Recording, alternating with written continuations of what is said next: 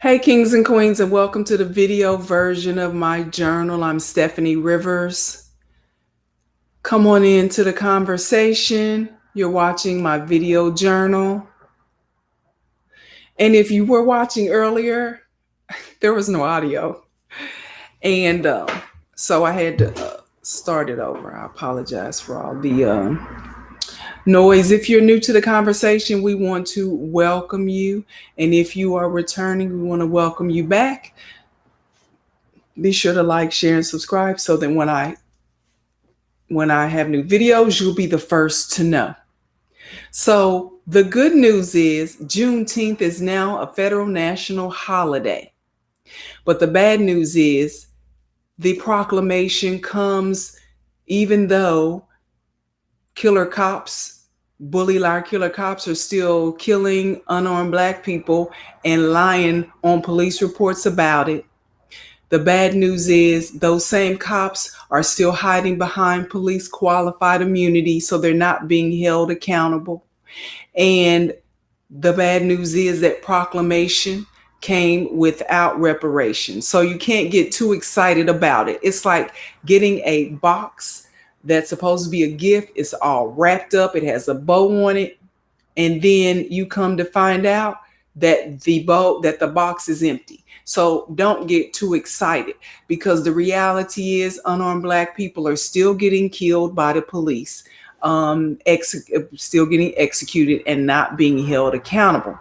Now, if you live in the Atlanta area, you might have heard about this, but most recently, a few days ago, the Cobb County Sheriff's Department has decided to end an investigation into the SWAT team death of Johnny Bolton. He lived in Cobb County, that's around the Atlanta metro area.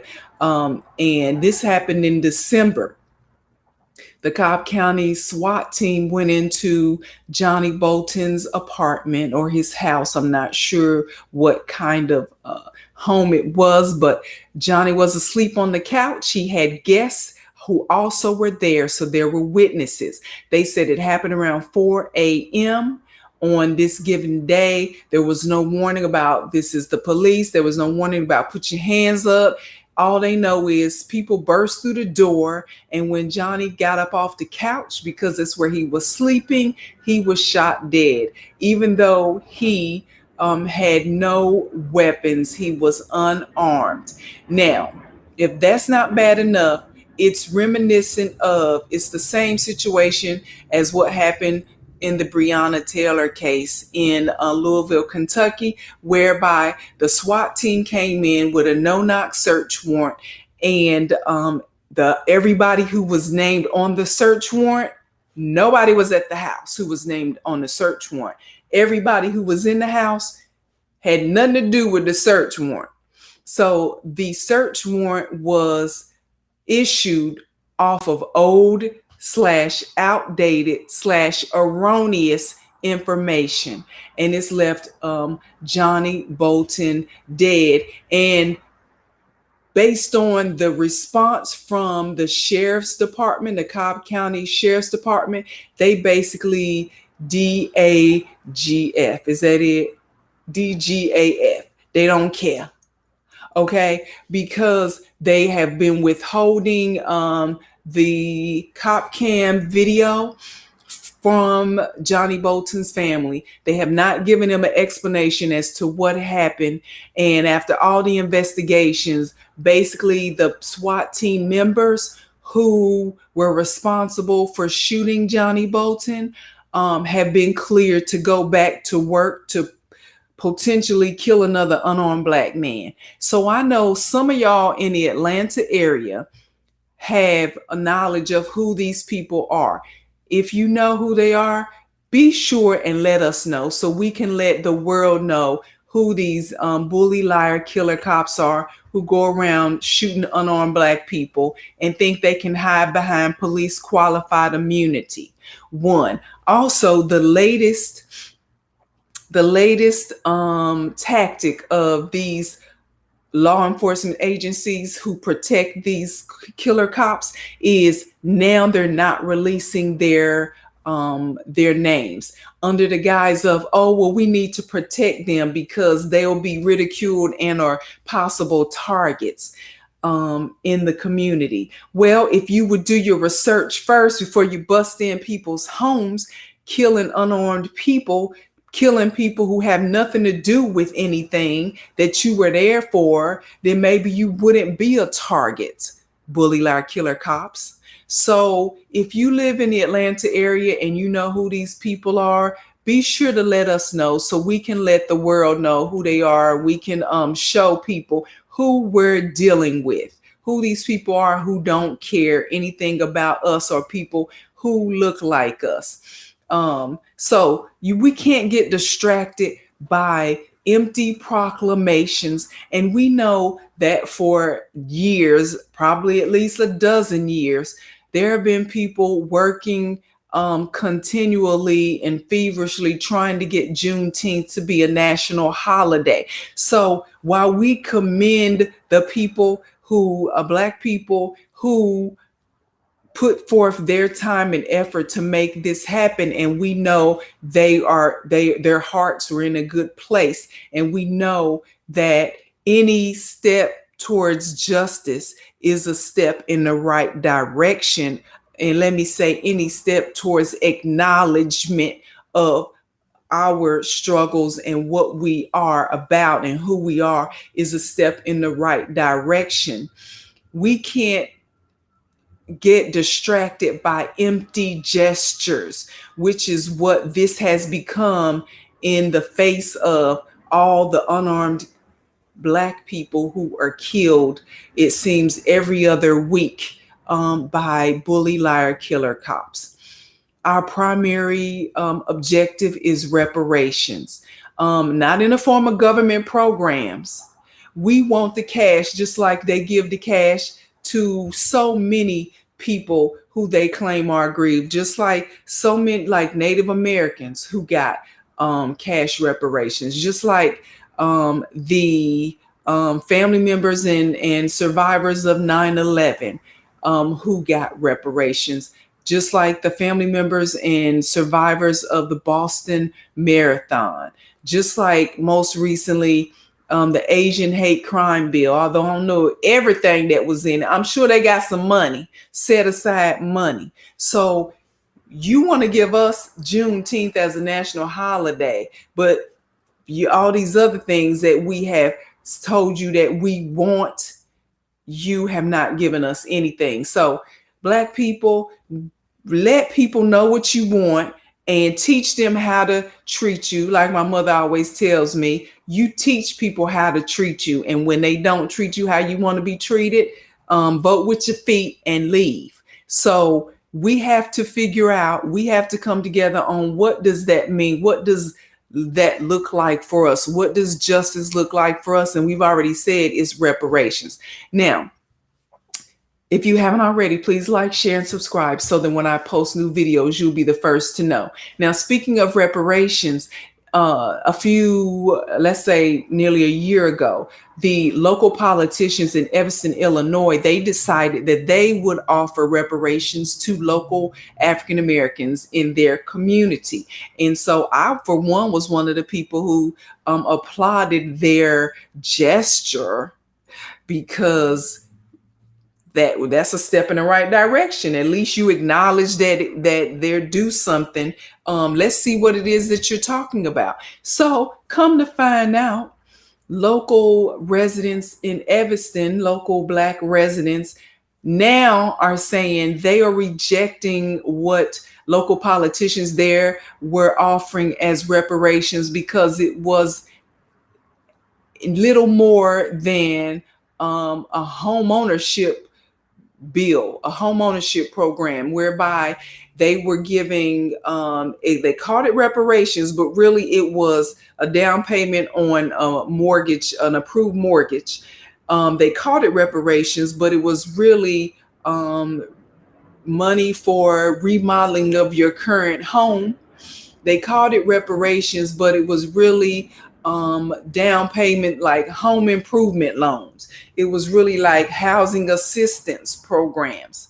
And so that amounted to maybe about $20,000 per person that qualified. So we know that that's not what we want. And so don't take anything that isn't what you want. Know your worth. And the local politicians, according to the Black people in that community in Evanston, they never asked the residents, what do you want in a reparations bill? They simply announced, we are putting together reparations and here's what it is. And so, and I know that when you accept it, let's say you get a check in the mail. And as a matter of fact, I got a check in the mail from Wells Fargo because you might remember that a couple of years ago, Wells Fargo was accused of, and Wells Fargo admitted to erroneously creating bank accounts for their current customers. They created these accounts without the approval of, or without the current customers applying for the accounts. They opened up the accounts and then they started charging these accounts recurring fees for whatever fees that a normal account would have. Well, because you didn't know you had the account, you didn't know that you were incurring fees. So these fees were stacking up to the tune of millions, tens of millions of dollars all over the country. And it was done because now we know that at that time, employees of Wells Fargo said they were pressured by their managers to create money, to create things happening. And so they set up this scheme where they started opening up accounts in the names of current account holders without their knowledge. And then they were incurring bills and fees. And then the Wells Fargo, once they had a settlement with the federal government, so they paid settlement fees to the federal government. Now, why does the federal government get the money? When the federal government wasn't aggrieved, it was like everyday people who have businesses who were aggrieved. So at some point, the settlement also included payments, some type of reparations to the people who were actually harmed in that deal. So now I guess Wells Fargo is getting around to sending out payments. And I have a Wells Fargo account. But before I cash this check that they sent to me, I'm going to do my own research to figure out, is this really all that I should be getting? Because once I cash the check, essentially that's saying I am due no more money, that I accept what you are offering me. And before I accept what I'm offered, I want to make sure that I'm getting all that I should get. So kings and queens, you got to know your worth. You can't just let anybody give you anything. And that's why I commend the people of Evanston, Illinois, who swatted that mess back at the city council for trying to call it reparations when it was nothing but a home ownership program. Okay, so that's where we are right now. People will offer you one thing, knowing good and well you deserve so much more. And so that's why it's important for you to know your worth. And that leads me to my last point before I get to thanking the fathers and acknowledging Father's Day. As women Black women in America, I think one of the things that we don't do that we should do before we start relationships, before we entertain potential suitors, is we don't introduce them to the men in our lives already. We don't introduce them to our fathers, our stepfathers, our brothers, our cousins, our uncles, men who already are our protectors, men who care about us and value us. Because when a potential suitor sees that you are already a jewel to someone else, when they see that you already are valued in someone else's eyes, they treat you with more value. You have less problems out of folk when they see that you are valued. You have less problems out of people when they see if you come up missing, or you come up hurt, or you come up with a hair missing off of your head, unless you shave your head like I do, then they have to answer to someone else besides you. And if you don't change anything else about the way you know how we have this standards in relationships. I need this to happen, that to happen. ABC has to check off. We need to run these suitors by the other men in our lives before we allow ourselves to get too involved with people. Because if they can't pass the inspection of the men who already value you, then chances are they are not going to be the best person for you, and you need to throw them in a reject pile and keep it moving. And that is what I think we as women need to do. So if you have men in your life who have valued you and protected you and guided you and taught you how a woman should be treated and what she should accept and not accept, you need to let them know that you thank them and that they are appreciated. And if you know any person like that who has been that to another woman or another young man, you need to call them, text them, send them their flowers while they are still here. My biological father was not in my life, but I had my biological grandfather, my maternal grandfather, as well as my paternal grandfather. He died when I was quite young, my paternal grandfather. But my mama's daddy, he was in my life throughout college. And I really, he was the person who stood in the gap for me as the paternal father figure in my life. And I so much appreciate him and all the lessons that he taught me. He was a man he didn't say much, but when he spoke, you had to sit down and listen to him, because he was going to be talking for a minute, because he didn't talk a lot. So when he spoke, it was time. You knew, okay, granddaddy got something on his mind. And so I just want to thank him and thank all the other old school men who were there for me and are there for you. And do yourself a favor and thank them as well, as we are celebrating them on this Father's Day.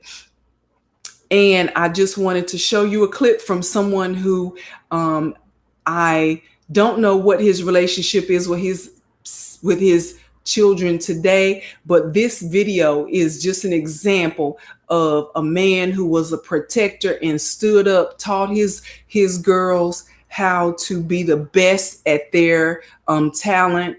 And that was I forgot his name, but the father of Venus and Serena Williams, and they had other siblings. He was a man, it looked like he was a man that when he spoke, people listened, because he was a protector of his daughters. Now, I'm going to show you this clip. And before I show you this clip, I want you to know I'm doing so through the because of the Copyright Act of 1976. It allows me to show you copyrighted property or copyrighted video for the purpose of teaching and research and criticism, comments, and news reporting. And so I just want to share with you this video.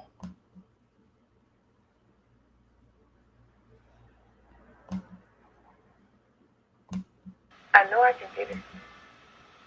You know it. Very confident. Very confident. You say it so easily. Why? Because I believe it. And let me tell you why. What she said it with so much confidence the first time.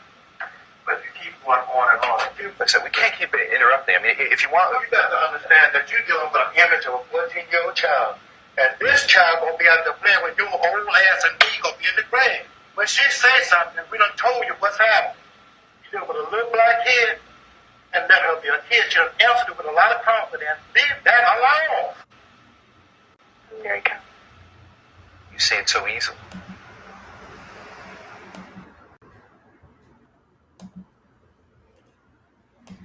Now, that's the type of daddy that we all wish we had. Somebody who, when things got, and it didn't look like it phased her at all. And it didn't phase her because she knew her father was there and her father was going to take up for her. He got her back. We all should have men like that in our lives who, even if we don't feel the pressure, they make sure you don't feel the pressure because they will speak up on your behalf. So on behalf of all the fathers, like the daddy that Venus and Serena Williams had and have, I want to say thank you for being there to protect us and protect the women in your life. And because if it wasn't for you, because it's more to it than just having a great talent or being skilled. You have to be mentally strong. And when he saw that journalist, that reporter was trying to challenge her mentality, that's when he stepped in to let him know, look, don't challenge my daughter. She said what she said, and she's a child, and she doesn't need you bullying her mentally. And so that speaks volumes about the type of man that we want to see more of in the fathers in our lives. And one last thing, I was talking to a friend of mine today. I was calling him to say Happy Father's Day, and he got to telling me about these two guys. They play dominoes, and that's their thing, dominoes. These two guys in the dominoes game was going at it, was fighting over dominoes. And I said, when it's time to stand up and fight, when it's time to say something, it's hard to get men to stand up and say something. But y'all gonna fight over dominoes. So it's like so many things are so changed up, flipped up, flipping the script these days. It's hard to get a man to stand up. Let me say, the men I come across, it's hard to get some men to speak up when they need to. But when some stuff don't matter, when they playing a game, they will fight to the end over a game. But when it comes to standing up for their lineage, when it comes to standing up for our community and our culture, you got to look for some folk to fight. That's sad. It's a sad commentary. So the ones who are there and stand up and say what is and got a backbone, I say thank you. Thank you for that. So to find out more about the things that I care about, go to eurweb.com.